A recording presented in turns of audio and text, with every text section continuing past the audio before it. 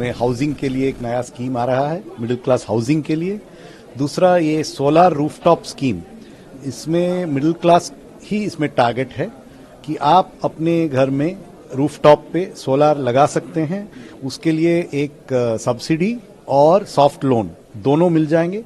इसके एप्लीकेशन का मेथोडोलॉजी बहुत सुविधाजनक होगा, जहां आपको एक इलेक्ट्रिसिटी बिल के साथ आप अप्लाई कर सकते हैं और एक प्राइवेट सेक्टर प्रोवाइडर इंफ्रास्ट्रक्चर भी बना रहे हैं हम कि 1 लाख टीम्स होंगे प्राइवेट सेक्टर से और वो लोग आके आपके घर में इंस्टॉल करके मेंटेन भी करेंगे और आपको उससे मुफ्त में बिजली भी मिलेगा।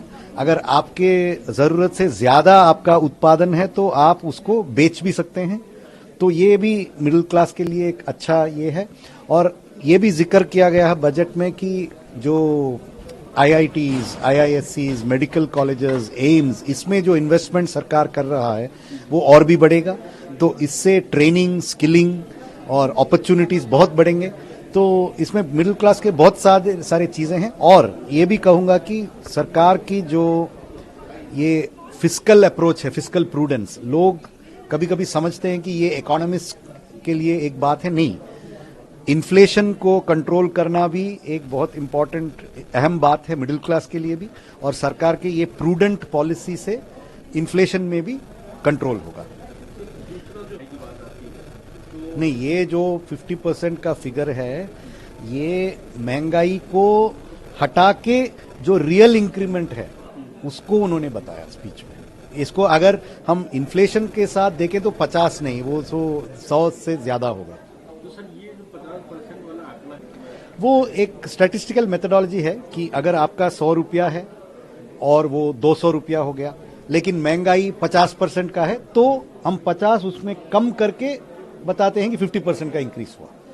जैसे आपका आज का इनकम है 100 रुपया, इन्फ्लेशन 10% है, तो अगले साल उसी खर्च करने के लिए आपको 110 रुपया का जरूरत होगा। तो उसको हम एक इंक्रीज इन इनकम नहीं मान सकते, उसको कहते हैं नॉमिनल इनकम। लेकिन रियल इनकम कब इंक्रीज होता है कि जब आपका 100 रुपया, महंगाई है 10 रुपया, लेकिन आपका आमदनी 20 रुपया बढ़ गया, तो 10 रुपया रियल इंक्रीज है।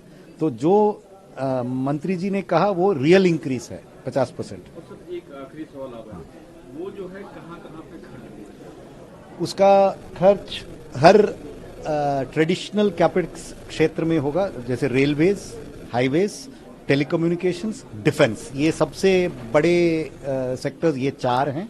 उसके अलावा एटॉमिक एनर्जी भी है, स्पेस भी है, डिफेंस सेक्टर में रोड्स भी हैं, तो कई सारे जगहों पे है। और उसके अलावा इस बजट में एक नया स्कीम भी अनाउंस किया गया कि रिसर्च एंड इनोवेशन बेस्ड नया प्रोजेक्ट्स के लिए, उसके लिए डिपार्टमेंट ऑफ इकोनॉमिक अफेयर्स में एक प्रावधान किया गया। और उसके अलावा एक रिजर्व अमाउंट भी है, जिस क्षेत्र में जरूरत बढ़ता है वहां हम इस रिजर्व से दे सकते हैं।